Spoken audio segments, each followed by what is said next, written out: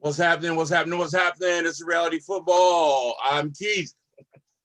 I'm Skinner. I'm Fish. Where's Waldo? Where is Waldo? By Waldo, you mean Coop? By Waldo, I mean Coop. Fish. Where is he? Well, Coach Cooper is as some of our fans know already, he's a volleyball coach as well. And he was in an all-day junior Olympic tryout session today. So he was not able to be with us this evening. So hopefully all that went well for him. We wish him the best. That's a big commitment he has there. Okay, well, that's great. And I am excited for him, but that's not the story I heard.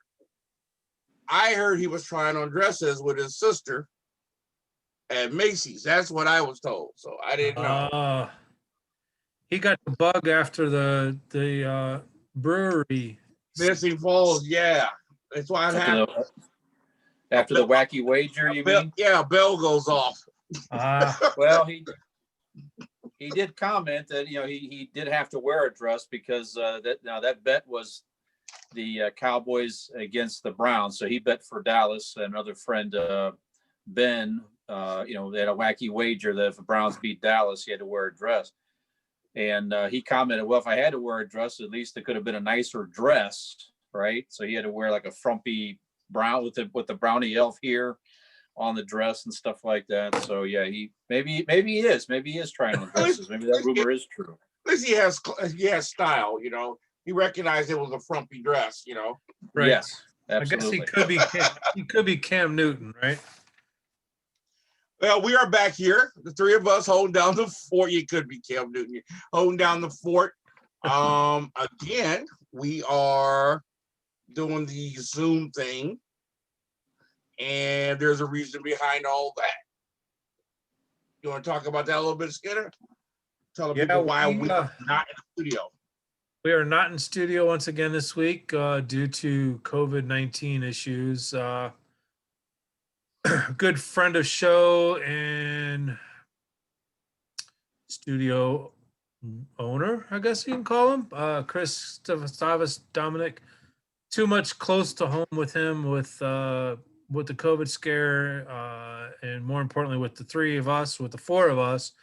We had a scare a couple weeks ago with some close friends of ours that were COVID positive, and we all happened to be around them. Well, we're all good now, though, right? Everybody's in good health. Fish could probably comment a little bit more on the friends that were tested positive, but me and as long as we know we're in good health, that's all that matters. Yep, me and my family's good. Yeah.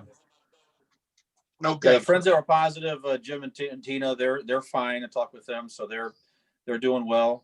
My mom got tested yesterday as more of a precaution. She does have some symptoms, but it's more of a precaution. So she's feeling better and all that. But I saw her a week ago today. We spent a lot of time hanging out on the front porch. But so she's positive. That means I would be out another week. Right. But again, I'm okay right now. But yeah, you're right. So it's getting to a place now where more and more of us know somebody who has had it, or at the very least has been exposed to somebody who's had it. So right. It's just, that's how it's going to continue. So like you guys say, we're going to remain safe. And, if and when we do get back in the studio this season, we'll continue to be as safe as possible. Sure. So hopefully our listeners out there are being safe and everybody's healthy out there. You're right. We all seem to know somebody, which I don't understand. I know it's not that kind of show, but I just don't understand the callousness of people, the willy-nilly attitude that some people have towards this. I just don't get it, But okay, well, nevertheless, we see this happening as close to home with us and as far away as the NFL. Players, coaches. It was a relatively quiet week, but we did have some COVID effects on the NFL as well.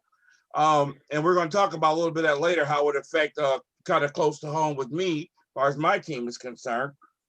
But other than that, this week, not a lot has happened. It was so hard to tell who's really good, who's really bad. You look good one week, you look bad the next. I don't know. this thing is going to come down to the COVID thing. It's going to come down to weather, and it's also going to come down to health.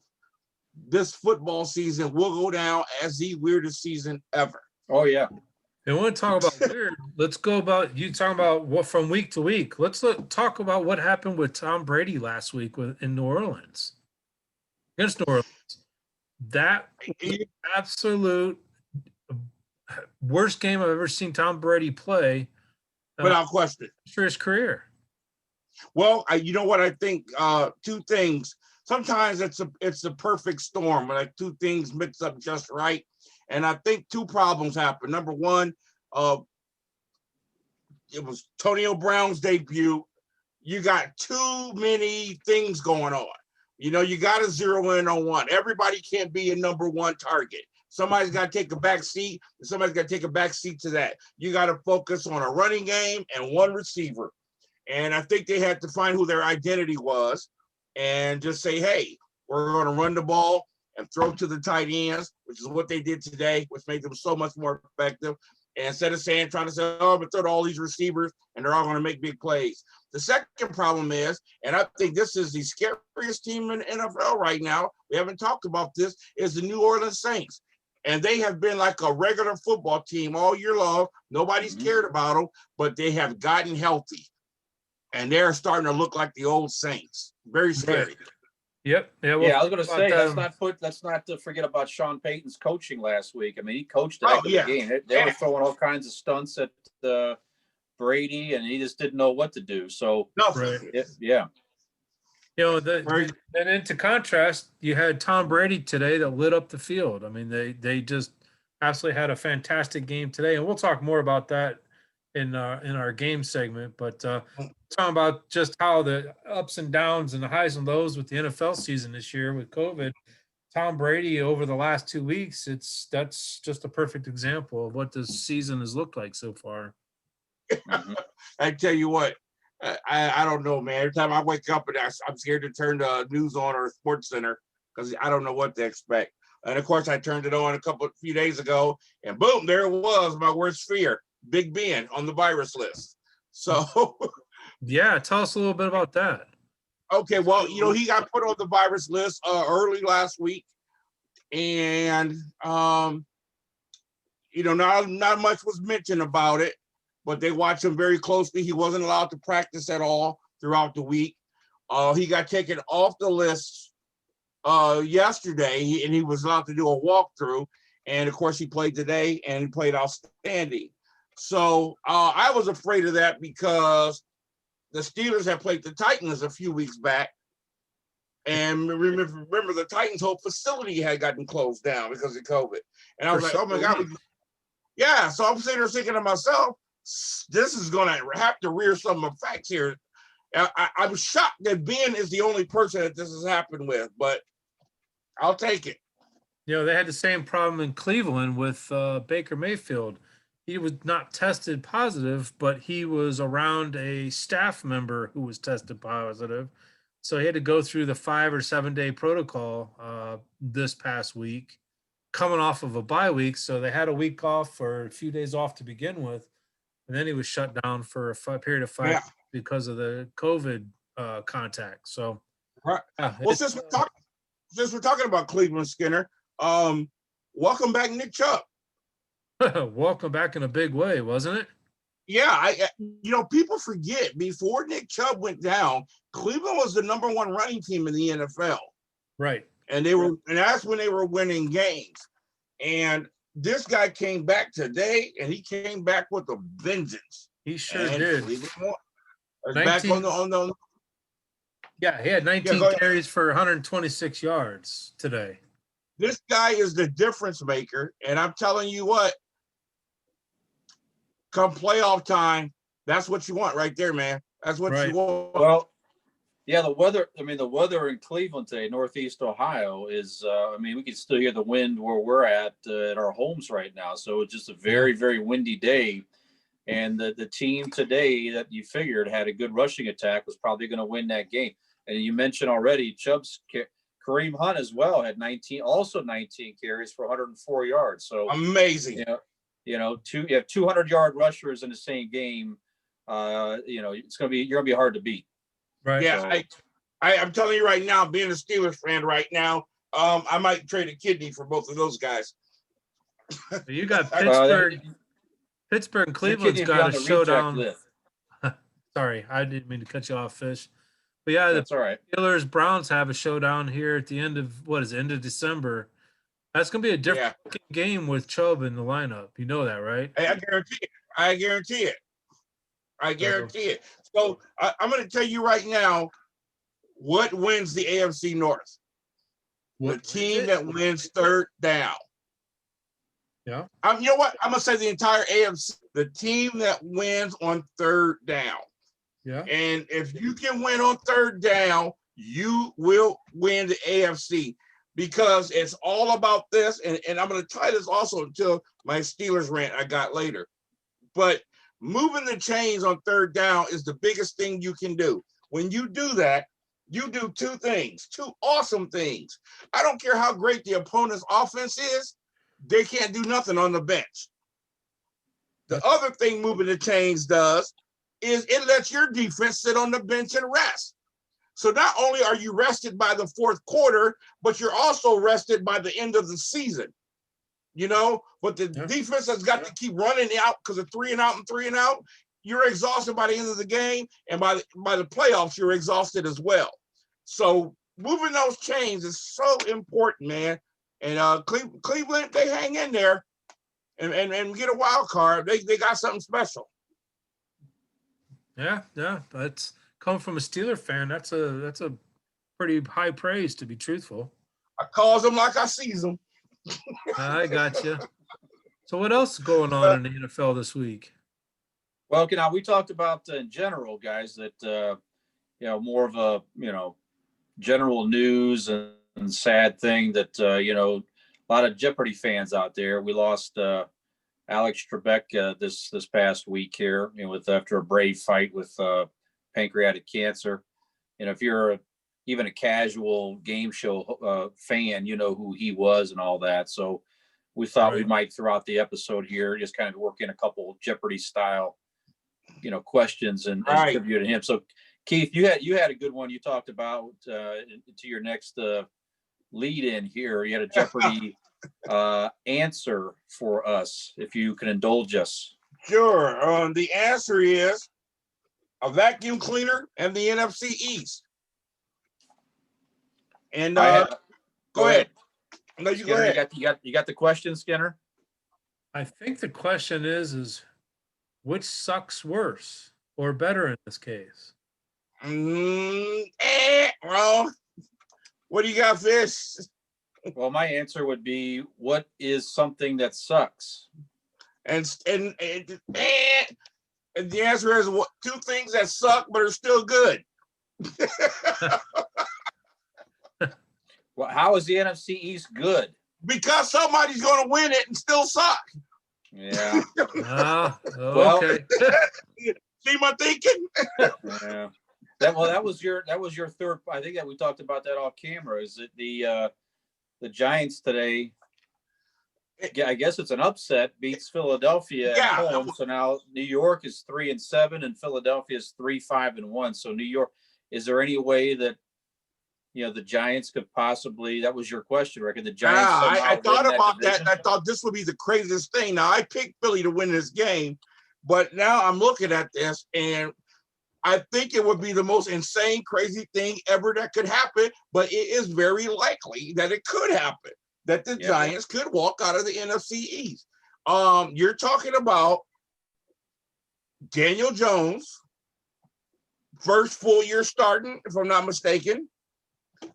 The loss of Saquon Barkley. Mm-hmm. Your entire receiving core was on IR to start the season. I think you got one back 2 weeks ago. A total decimated offensive line. But here you are. Yeah. Today, I noticed today on NFL.com, today was the first team that Jones for the Giants has beaten in the NFC East besides the Washington football team. Wow. So he has not beaten any other NFC East opponent until today. And he led the team in passing at 244 yards and also rushing He can run.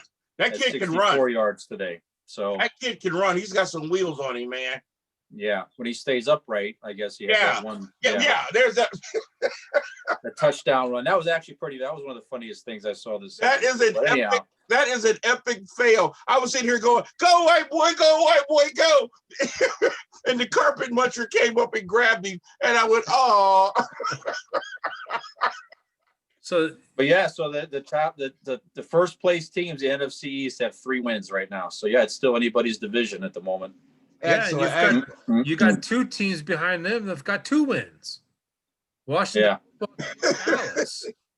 I mean, Well, I don't see Washington making any headway, and No. and Dallas, they got a tough schedule ahead of them.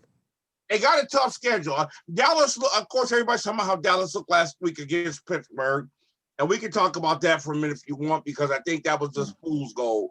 Though I Yeah. like how that quarterback looked, I did like that. But I thought this was all the makings of a trap game going into it. Number Mhm. one, you got the Pittsburgh Steelers, who were 8-0 or 7-0. They were on the road for their 3rd road game in a row. You're talking about Ravens, Titans. You know what I'm saying? Now you had to play Dallas. It was a night game, and Dallas got tired of hearing about all week long how they were going to get blown out. So you got a team with their backs against the wall and nothing to lose. That is the most dangerous team to play, the team that has nothing to lose. So they just came out swinging. And of course, the Steelers, how do you get up for a team that's, with a record like that? And you're 7-0. And they got punched in the mouth. Bean got hurt, but yet they still found a way to win the football game. So I wouldn't have been surprised if the Steelers had lost that game. I don't think it said much about Pittsburgh or Dallas as it said about Pittsburgh. I still think Dallas is still a trouble football team. But if the Giants can get some momentum, they beat Philly, and Dallas has a very tough schedule. Not very tough, but kind of a tough schedule ahead of them. They can pull this off. So get this, fellas. Looking at this, the NFC, let's see, the NFC West.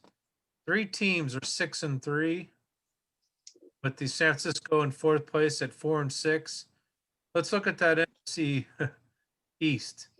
3 wins, 2 wins, 2 wins. What a difference between one division and another.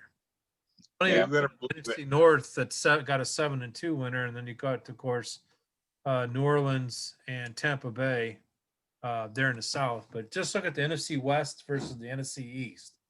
I mean, it's just remarkable, the difference between the conferences from top to bottom. Yeah.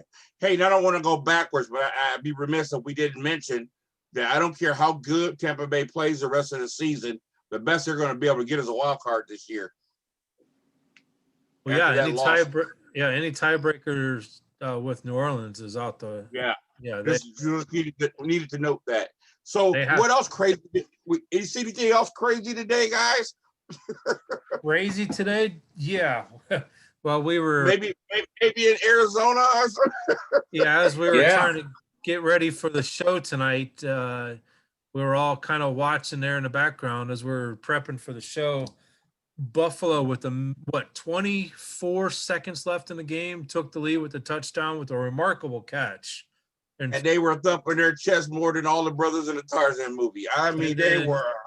Mr. Houdini, Kyler Murray, takes him down the field with a Hail Mary with 1 second left.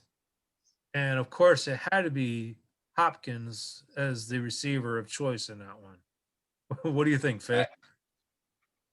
Yeah, it was an amazing play. It's one of the to highlight probably of the entire, certainly so far, probably for the entire season. Him going up around 3 Bills defenders to come up with that ball. First of all, for Murray to get out of he was almost sacked, and him running around and throwing that ball in the position of his body to get it 50+ yards Yeah. down the field just in itself was amazing. It was utterly amazing. The strength Yeah.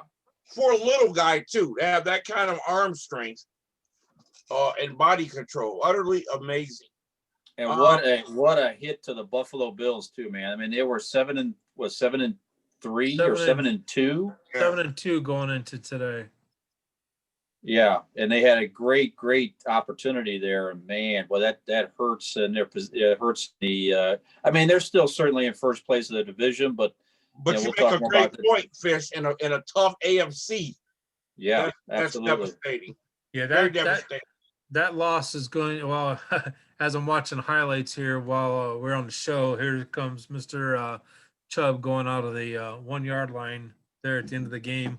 Well, I'll talk a little bit more about that later, but yeah, that How's the Dolphins doing right now? Is the Dolphins in the lead? that game is finished actually. Yeah, Miami. Which since we're talking about Miami, and then we just talked about Kyler Murray. How about the little fellas, man? I mean, I think it shows what type of game Dolphins won. They did. So now Miami's only what? Are they one game behind the Bills or two? I just had the standings up. Let me go back to them. Hang on a second. I got them right here. Right I think it front of me. shows what type of game. Buffalo is 7-3. Dolphins is 6-3 now. Wow, virtually- how about that? Yeah, who would have thought you'd have saw that? Yeah, Miami's playing out of their minds right now. I mean, they're 3-0 since they switched to Tua. You know, that first game. What kind of a game is the NFL when a couple of guys that weigh less than my little niece are succeeding in the NFL? The size of Kyler Murray, I thought there was no way this guy can succeed in the NFL. It's amazing. It's exciting football. Then you can throw Teddy B into that mix. We talked about that off camera too on that frame. But yeah, no, to finish up this segment, yeah, crazy. Teddy B is the weight wise, but Teddy B doesn't have the body build. He's not muscular. He's not athletic. I don't think you could put him in with Tua or Kyler Murray. When you look at Teddy B, he doesn't look like a football player at all. No, At he looks all. like he reminds me of a non-athletic Yeah. RG3. There's no calf muscles. There's no nothing. And I love Teddy B, and I think he can play the quarterback position really good. He just doesn't look the part. And I'm hoping that this is not the final word on his season. Injury, because he went out with another injury today. He's going to have an MRI on his knee. Hopefully it's nothing bad, but it is what it is. I got you. Well, to wrap up this segment before we go to our first break, is there anything else that spoke to you as far as what happened in the NFL this week? Like you said at the beginning, it was kind of a quiet week, but I tell you, Yeah. been exciting games today. Watching the finish to a lot of these games. Oh, I can't wait to talk about the games. Yeah, well, we're going to talk about the games here in the next segment, and I think we might have a couple predictions. Hopefully, I know we talked a little bit last week about the mid-season awards and things of that nature, which we, unfortunately, with Coach Coop being out, we're kind of putting that onto the back burner. But we are going to have an end-of-season award show. Anything else you want to add before we go to break? I'm good. Nope. Okay. With that awkward pause, we will go to break. We'll see you guys on the flip side. See you on the flippity flop.